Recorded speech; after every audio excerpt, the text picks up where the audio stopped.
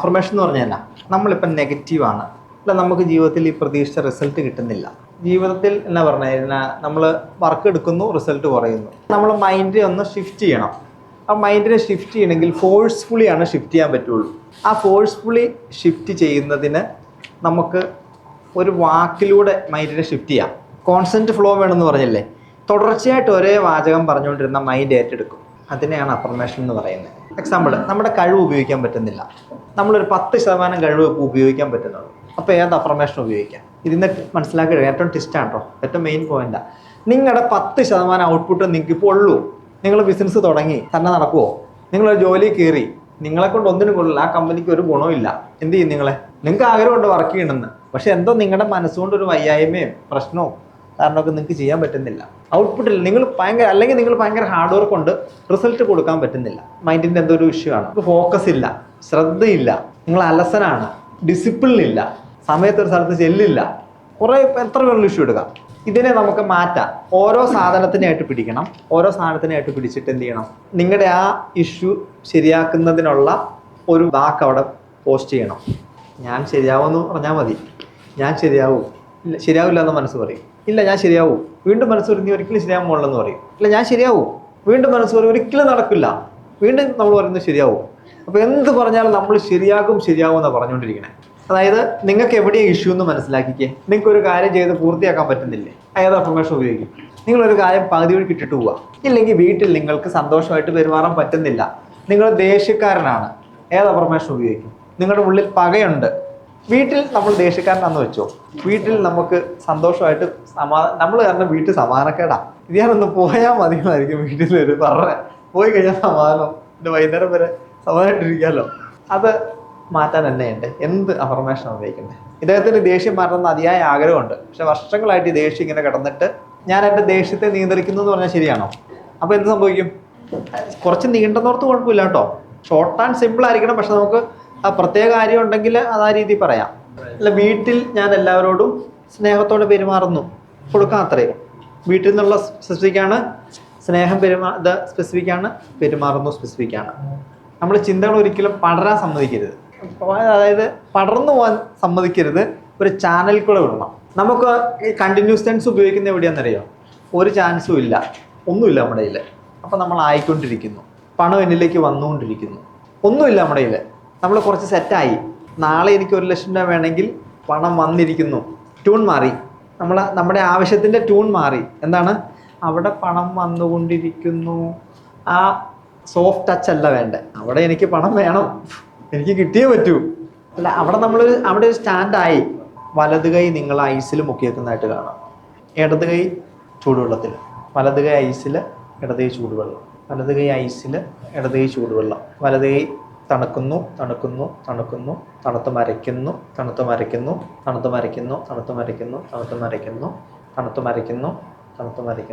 ഇടത് കൈ നല്ല ചൂടാവുന്നു, തിളയ്ക്കുന്ന വെള്ളത്തിലാണ്, വലത് കൈ തണുത്ത് മരയ്ക്കുന്നു, ഇടത് കൈ ചൂടാവുന്നു. 2 കൈ എടുത്ത് കവിളത്ത് വെച്ച്. ഡിഫറൻസ് ഉണ്ടോ? കൈ വെക്കാം. ഡിഫറൻസ് ഉള്ളവർക്ക് ഇതാണ് ആ സംഭവം. ഇത് നമ്മളൊരു മിനിറ്റ് കൊണ്ട് ചെയ്തത്. ചൂട് മാറിയില്ലേ?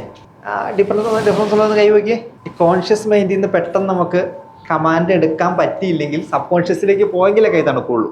മനസ്സിലാക്കണം. നിങ്ങളുടെ ലക്ഷ്യങ്ങൾ സബ് കോൺഷ്യസിലേക്ക് പോയിട്ട് അത് ആ ഫീല് കൊടുത്തെങ്കിലാണ് എന്ത് സംഭവിക്കുള്ളൂ? സാധനം മറക്കുള്ളൂ. അത് വിഷ്വലൈസേഷൻ ചെയ്യുമ്പോൾ മനസ്സിലാവും. നമുക്ക് ഓർമ്മ ഒന്ന് കണ്ണടച്ചോ. Breathe in and breathe out. Breathe in and breathe out. ഓരോ ശ്വാസം എടുക്കുമ്പോൾ നിങ്ങൾ അടുത്തുള്ള റിലാക്സേഷനിലേക്ക് പോകുന്നു. നമ്മുടെ ശരീരം മനസ്സും പൂർണ്ണമായും ശാന്തമായി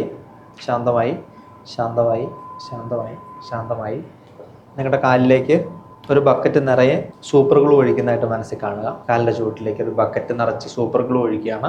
കാലിലേക്ക്, ചെരുപ്പിനടിയിലേക്ക് സൂപ്പർ ഗ്ലൂ ഒട്ടുന്നതായിട്ട് ഫീൽ ചെയ്യുന്നുണ്ട്. നിങ്ങളുടെ കാലും ചെരുപ്പും തറയായിട്ട് ഒട്ടിച്ചേർന്നിരിക്കുകയാണ്. പതിയെ തറയും നിങ്ങളുമായിട്ട് സെറ്റായി. നിങ്ങൾക്ക് ഇനി കാല് ചലിപ്പിക്കാൻ സാധ്യമല്ല. കാരണം നിങ്ങൾ തറയായിട്ട് സെറ്റായി, നിങ്ങൾക്കിനി മുമ്പോട്ട് പോകാൻ സാധ്യമല്ല. നിങ്ങൾ പോകാനായിട്ട് ശ്രമിക്കുന്നുണ്ട്, ബട്ട് നടക്കുന്നില്ല. കാരണം നിങ്ങളുടെ കാലും തറയായിട്ട് സെറ്റാണ്. നിങ്ങൾ ശക്തമായിട്ട് കാല് മുമ്പോട്ടെടുത്ത് പോയി നിങ്ങളുടെ സീറ്റിലേക്ക് ഇരിക്കാനായിട്ട് ശ്രമിക്കുന്നു. സാധിക്കുന്നില്ല, കാരണം നിങ്ങൾ തറയും കാലുമായിട്ട് സെറ്റാണ്. ശക്തമായിട്ട് നിങ്ങൾ പോകാനായിട്ട് ശ്രമിക്കുന്നു. സാധിക്കുന്നില്ല, കാരണം നിങ്ങളുടെ കാലും തറയും സെറ്റാണ്. വീണ്ടും ശക്തമായിട്ട് പോകുന്നു. സാധിക്കുന്നില്ല, കാരണം നിങ്ങളുടെ കാലും തറയായിട്ട് സെറ്റായിട്ടിരിക്കുക. നിങ്ങൾക്ക് മൂവ് ചെയ്യാനായിട്ട് സാധിക്കില്ല. വീണ്ടും ശക്തമായിട്ട് പോകാൻ ശ്രമിക്കുന്നു. സാധിക്കുന്നില്ല, കാരണം നിങ്ങൾ സെറ്റാണ്. കണ്ണ് തുറക്കാം, പോയിരിക്കാം. ലോജിക്കൽ മൈൻഡിന് ക്വസ്റ്റ്യൻ വരും, ഇങ്ങനൊരു സാധ്യത ഇല്ലല്ലോ. സബ് മൈൻഡിൽ ലോജിക്കില്ല. നിങ്ങൾ എന്ത് കൊടുത്താലും സാധിച്ചു തരും. തുടർച്ചയായിട്ട് കൊടുക്കണം. കറണ്ട് ഒഴുകുന്ന പോലെ വയർ ചെയ്യണം. എങ്ങോട്ടൊക്കെ പോകണം എന്നുള്ളത് അവിടെ കൊടുത്തിട്ട് അങ്ങോട്ട് നിങ്ങൾ എന്ത് ചെയ്യണം, കണക്ട് ചെയ്ത് അതിലേക്കുള്ള എനർജി ഒഴുക്ക് കൃത്യമാക്കണം. ഇതൊന്നുമില്ലാതെ വെറുതെ ഞാനിങ്ങനെ കണ്ടാൽ ഇതെങ്ങനെ സംഭവിക്കുമെന്ന് ചിന്തിച്ചാൽ ഇത് വർക്കാവില്ല. 99% ആൾക്കാർ കോൺഷ്യസ് മൈൻഡാണ് ഉപയോഗിക്കുന്നത്. നമ്മൾ ആ 99 കയറാൻ വേണ്ടി ശ്രമിക്കുക, തിയറി പഠിച്ചിട്ട് പിടികിട്ടിയ. അപ്പോൾ നമ്മൾ അതിനുള്ളൊരു മെത്തേഡാണ് അഫർമേഷൻ. അപ്പം നമ്മൾ അഫർമേഷൻ കൊടുത്താണ് ഇവരെ ഞാൻ മയക്ക് ചെയ്ത്. ശ്രദ്ധിച്ചോ? നിങ്ങളെ കൊണ്ട് പറ്റില്ല എന്ന് പറഞ്ഞു അല്ലേ?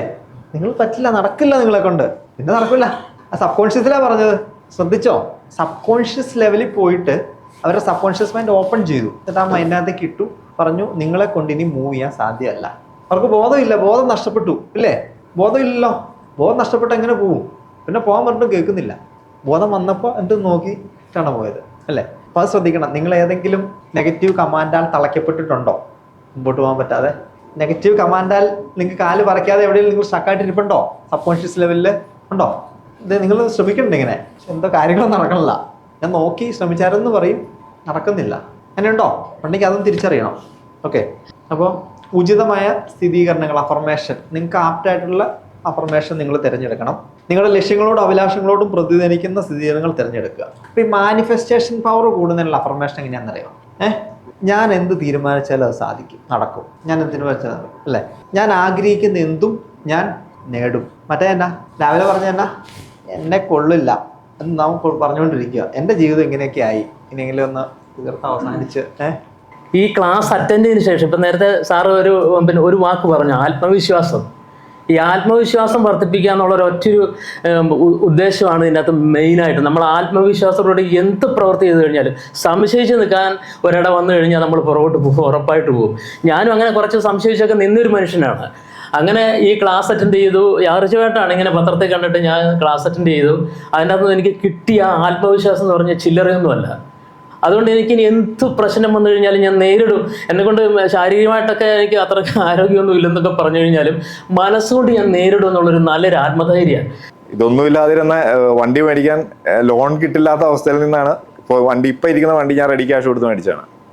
ആ ലെവലിലേക്ക് എത്താൻ സഹായിച്ച എന്തായാലും സാറിൻ്റെ ക്ലാസ് തന്നെയാണ്. ഇറ്റ് ഈസ് വൺ സീക്രട്ട് എന്ന് പറഞ്ഞാൽ അന്ന് മുതൽ ഇന്ന് വരെ മൈൻഡ് പവറിൽ നിന്ന് ഒരു എനർജി ഞാനുമായിട്ട് ആ സെക്കൻഡ് മുതൽ കണക്റ്റഡാണ്. എനിക്ക് അത് എപ്പോഴും എനിക്കത് ഫീൽ ചെയ്തുകൊണ്ടിരിക്കുക. ആദ്യം കുറച്ച് സ്ട്രഗിൾ ചെയ്യുക, മെഡിറ്റേഷൻ ചെയ്യാം, വർക്കൗട്ടുള്ള കാര്യങ്ങളൊക്കെ കൃത്യമായിട്ട് ചെയ്യുക. അങ്ങനെ ചെയ്ത് കഴിഞ്ഞാൽ നമുക്ക് ഇതിലേക്ക് ആയി കഴിഞ്ഞ് കഴിഞ്ഞാൽ പിന്നെ കുറേ നെഗറ്റീവിലേക്ക് നമ്മൾ പോകാതെ നമുക്ക് നിൽക്കാൻ പറ്റുന്നുണ്ട്.